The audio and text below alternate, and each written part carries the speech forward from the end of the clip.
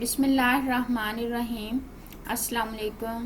سانحہ کربلا انسانی تاریخ کا ایک دلخراش واقعہ ہے جس میں پیغمبر صلی اللہ علیہ وآلہ وسلم کے پیروکار اپنے ہی نبی کے نواسے کو بے دردی سے شہید کر کے ان کا سر اقدس نیزے پر سجا دیتے ہیں۔ 11 محرم کو عمر بن سعد اپنے ساتھیوں کو دفنا دیتا ہے جو کہ اہل بیت کے ہاتھوں قتل ہوئے تھے، اور سید زادوں اور اسحاق کے 72 جسد مبارک بے گور و کفن چھوڑ دیے جاتے ہیں۔ یزیدی لشکر امام علی مقام اور ان کے 72 ساتھیوں کے سر مبارک آپس میں بانٹ لیتے ہیں، اور اہل بیت کی شہزادیوں کو قیدی بنا کر یہ قافلہ عمر بن سعد اور شمر لین کی نگرانی میں کوفہ کی جانب سفر شروع کر دیتا ہے۔ ادھر کوفہ کا گورنر عبید اللہ ابن زیاد اسیران کربلا اور شہداء کے سروں کو دیکھنے کے لیے بےتاب بیٹھا ہے۔ پورے کوفہ کو دلہن کی طرح سجا دیا جاتا ہے۔ اسیران کربلا کے قافلے کے حالات یہ ہیں کہ شہداء کے سر نیزے پر ہیں اور رسول اللہ صلی اللہ علیہ وآلہ وسلم کی شہزادیوں کو بغیر کجاوے کے اونٹوں پر سوار کیا گیا، جبکہ امام علی مقام کے لخت جگر شہزادہ امام زین العابدین کے ہاتھ بندھے ہوئے ہیں اور ان کو پیدل سفر کرنے پر مجبور کیا جا رہا ہے۔ اللہ اکبر۔ حضرت زین العابدین بیماری سے نڈال ہیں اور تھوڑے سے سفر میں تھک جاتے ہیں اور جگہ جگہ رک کر سانس لیتے ہیں، لیکن شمر ملعون کوڑا مارتا ہے اور چلتے رہنے کا حکم صادر کرتا ہے۔ ادھر دوسری طرف یہاں کربلا میں لاشیں بکھرے پڑے ہیں۔ 13 محرم کو وہاں قبیلہ بنو اسد کی عورتیں دریائے فرات سے پانی بھرنے آتی ہیں تو لاشیں دیکھ کر ان کی چیخیں نکل جاتی ہیں، اپنے مردوں کو بلا کر لاتی ہیں اور تمام جسد مبارک کو ایک گھوڑا سوار شخص کی ہدایت کے مطابق دفنا دیا جاتا ہے۔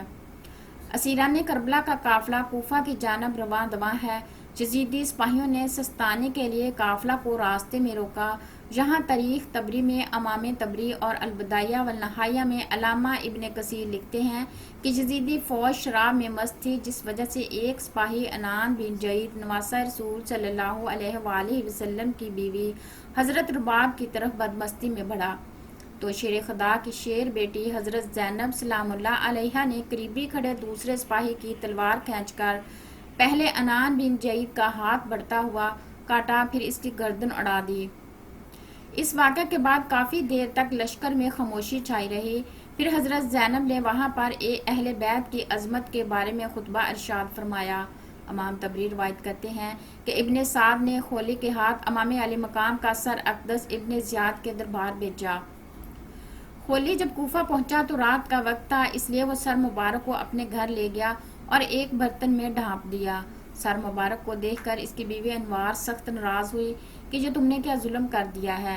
وہ بیان کرتی ہے کہ خدا کی قسم میں نے دیکھا کہ ایک نور برابر آسمان سے اس برتن تک ستون کی مانند چمک رہا ہے، اور میں نے سفید پرندے دیکھے جو برتن کے ارد گرد منڈلا رہے تھے۔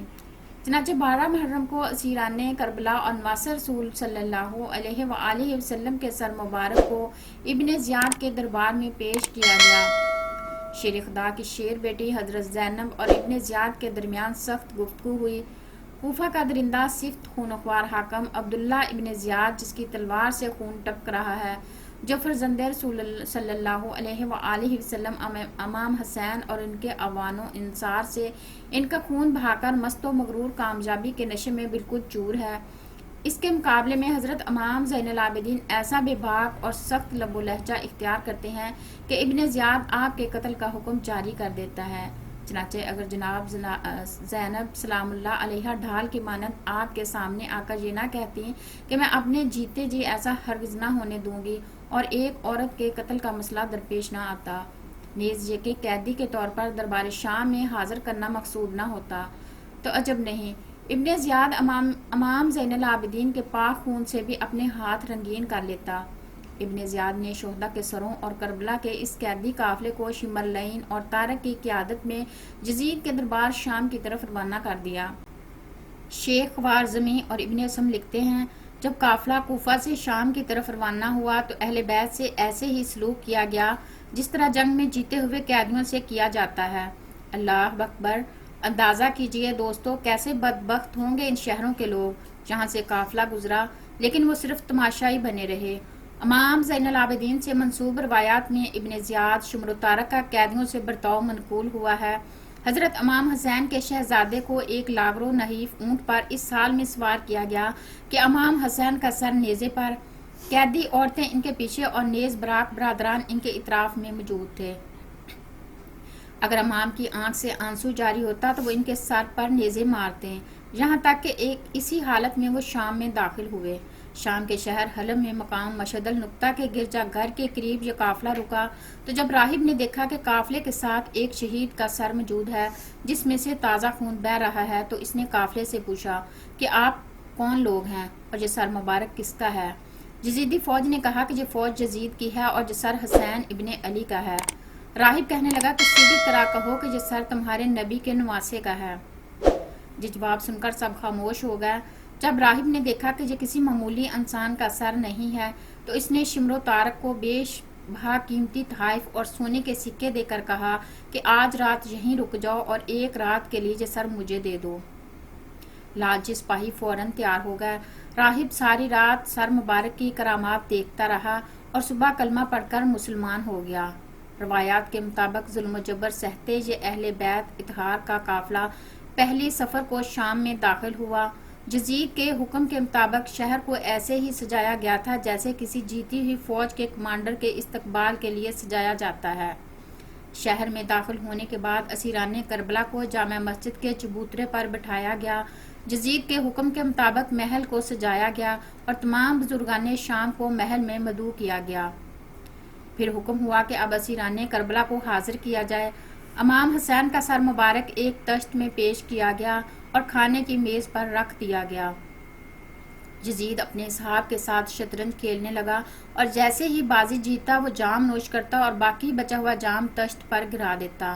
دربار میں موجود مروان بن حکم کے بھائی یحییٰ بن حکم اور صحابی رسول صلی اللہ علیہ وآلہ وسلم ابو برزہ اسلمی نے جب یزید کی ان حرکتوں پر اعتراض کیا تو یزید نے ان دونوں کو ذلیل و خوار کر کے اپنے دربار سے نکال دیا۔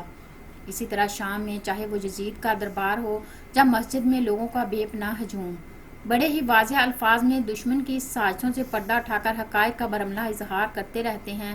چنانچہ حضرت زین العابدین کے ان تمام خطبوں اور تقریروں میں اہل بیت کی حقانیت اور موجودہ حکومت کے جرائم اور ظلم و زیادتی کا پردہ چاک کرتے ہوئے نہایت ہی تلخ اور درشت و لب و لہجہ میں غافل و ناآگاہ عوام کو جھنجھوڑنے اور بیدار کرنے کی کوشش کی گئی ہے، لیکن یہ بے ضمیر لوگ اپنے آپ کو بیچ چکے تھے۔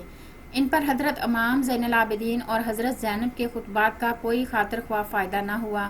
سبھی کی مائیں بہنیں اپنے اپنے گھروں میں تھیں، جبکہ حضور صلی اللہ علیہ وآلہ وسلم کے نواسے کی بیویاں، بہنیں اور بیٹیاں قیدی بنے دربار میں موجود ہیں۔ اللہ اکبر! کیوں نہ وہاں موجود لوگوں کے دل پھٹ پڑے۔ اللہ اکبر! اس کے بعد یزید نے قافلے کو آزاد کرتے ہوئے مدینے بھیج دیا۔ اللہ سے دعا ہے کہ ہم نبی آخر الزماں حضرت محمد صلی اللہ علیہ وآلہ وسلم اور ان کی آل پر اپنی جان نثار کرنے والے بن جائیں۔ اے اللہ ہمارے گناہوں کو بخش دے، ہمیں اور ہمارے دلوں کو بغض اہل بیت سے پاک رکھنا اور ہمارا حشر بروز قیامت حضور صلی اللہ علیہ وآلہ وسلم اور ان کی آل پاک کے ساتھ کرنا۔ آمین ثم آمین۔